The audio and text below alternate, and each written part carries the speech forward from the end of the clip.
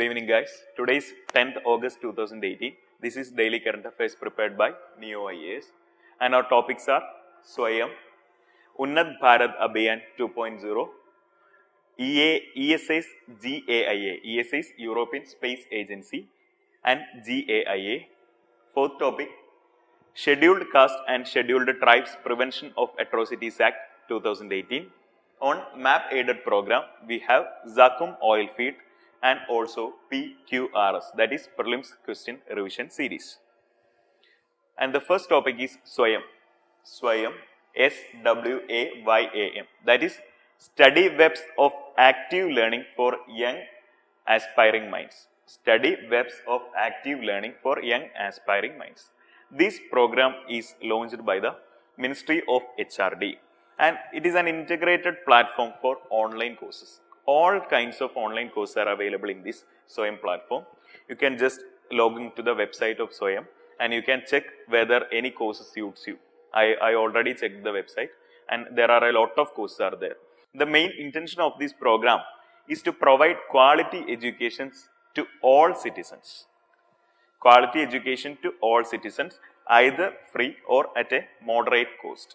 And it also have 2000 courses covering from schools, PG, engineering, diploma, law in various fields. The 2000 courses are from various fields. And it is expected that 3 crore users will access Swayam platform within few years. So, Swayam means Study Webs of Active Learning for Young Aspiring Minds, and it is a integrated platform for online courses providing quality education to the citizens. Our next topic is Unnat Bharat Abhiyan 2.0. This scheme aims to link the higher education institutions with set of at least 5 villages. Each higher education institution can adopt 5 villages and to ensure the infrastructure facilities or development of the village. The 3 ministries are part of this Unnat Bharat Abhiyan scheme, that is Ministry of Human Resources Development, Ministry of HRD and Ministry of Panchayat Raj, also Ministry of Rural Development. The Indian Institute of Delhi, that is IIT Delhi, is the coordinating institution.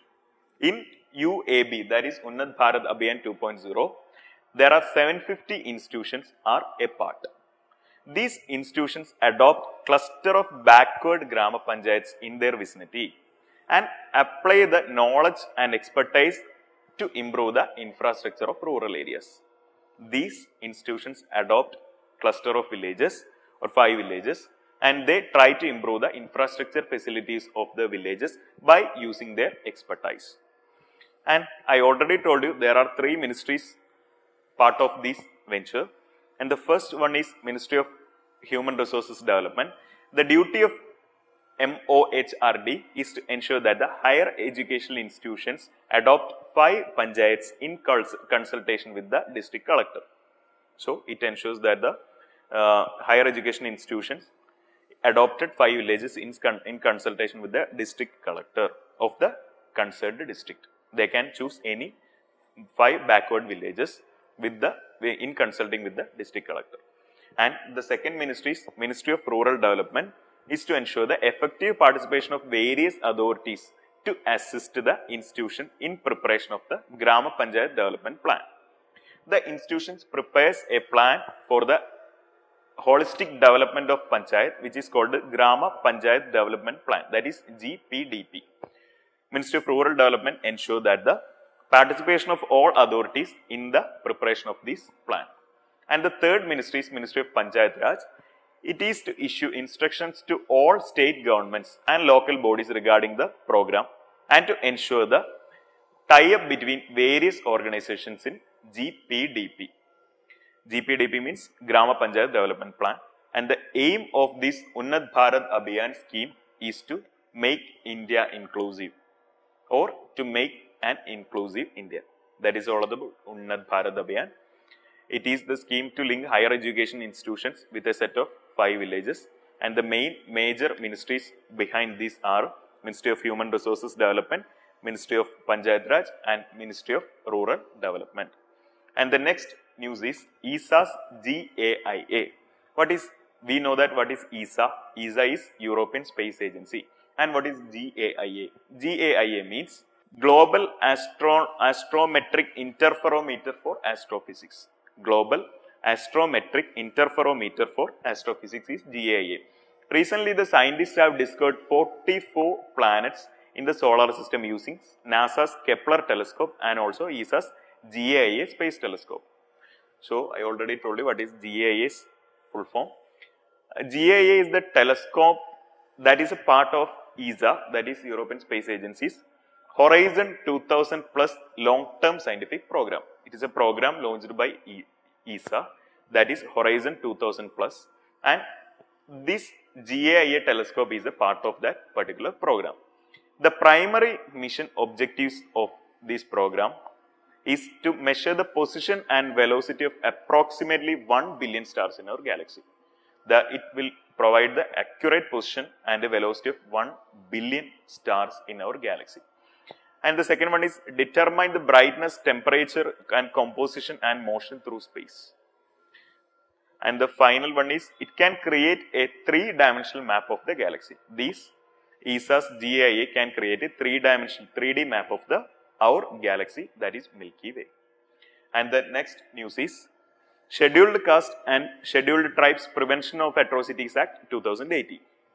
Recently, the Rajya Sabha unanimously cleared the amendments to Scheduled Caste and Scheduled Tribe Prevention of Atrocities Act.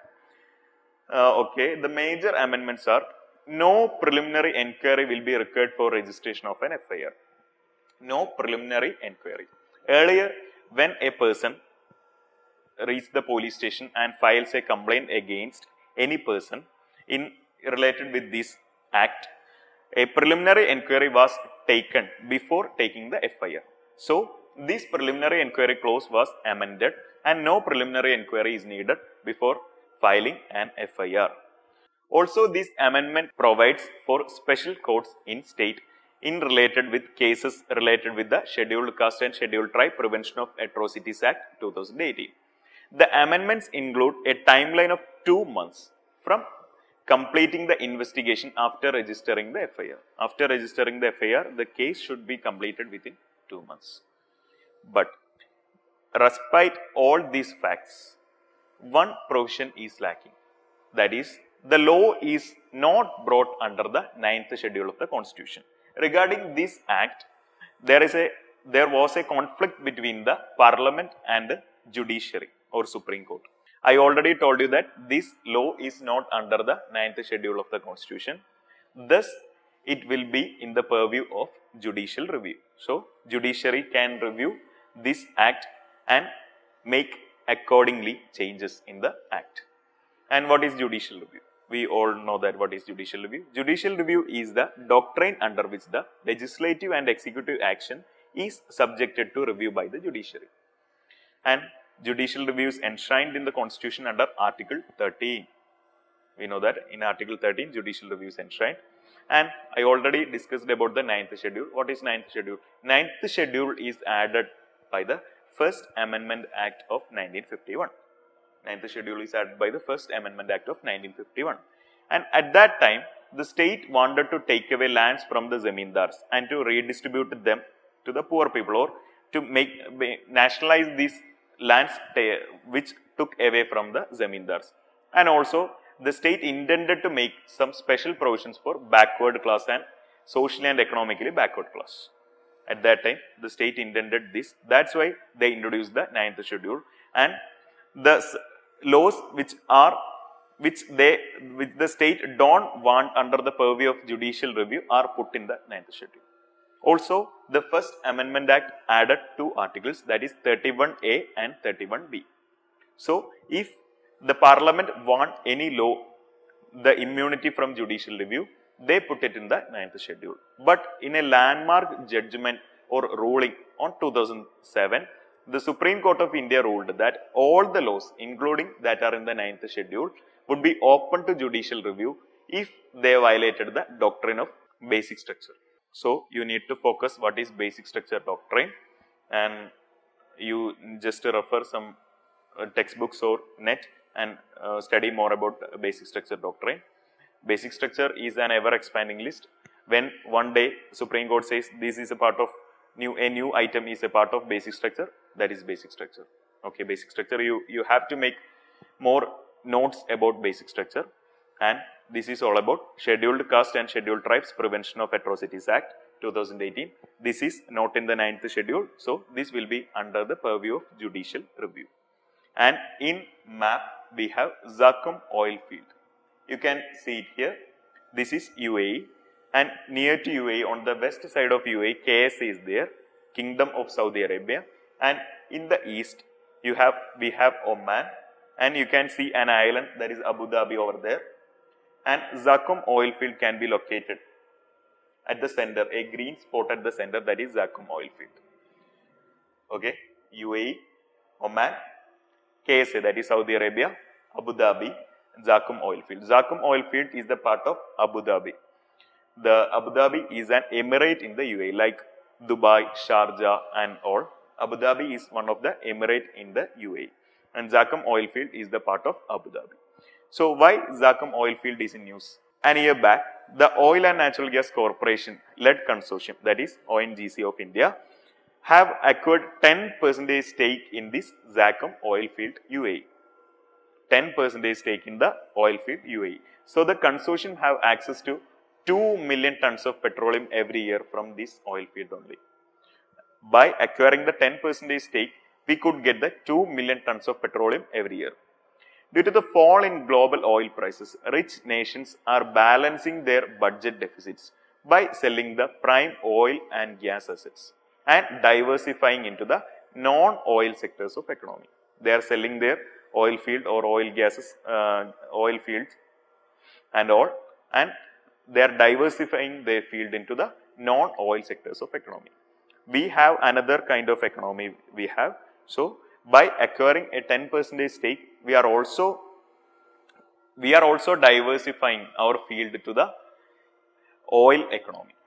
This is all about Zakum oil field. It is in the UAE, and it is part of the Abu Dhabi Emirate of UAE. And in PQRS, we have prelims question revision series. We have a question from 2016 prelims. First part, regarding the taxation system of Krishna Deva, the ruler of Vijayanagar, consider the following statements. The first statement is, the tax rate on land was fixed depending on the quality of land. And the second is, the private owners of workshops paid an industry's tax. Which of the following statements given above are correct? One only, two only, both 1 and 2, neither 1 nor 2. So, what is the answer? First statement is, the tax rate on land was fixed depending on the quality of the land. Actually, this is right, because for the purpose of the assessment, on the time of Krishna Deva, the land was divided into 4 categories, that is wetland, dry land, orchards and woods. And the taxation was given according to the quality of the land. Usually the taxation was almost 1/6 of the produce from that particular land. So, the statement 1 is correct. Regarding the second statement, the private owners of workshops paid an industry's tax. Yes, this is also right, because besides land tax, many professional taxes were also imposed during the reign of Krishna Deva. They were on shopkeepers, industries, farm servants, workmen, shoemakers, musicians, etc. So, private owners of workshop also paid an industrial tax. So, both the statements are right, and the answer is C. That's all for today. For more news and related info, you can refer to the daily current affairs material prepared by Neo IAS, which is available in the description section. And thank you so much for watching. Have a nice day. Good night.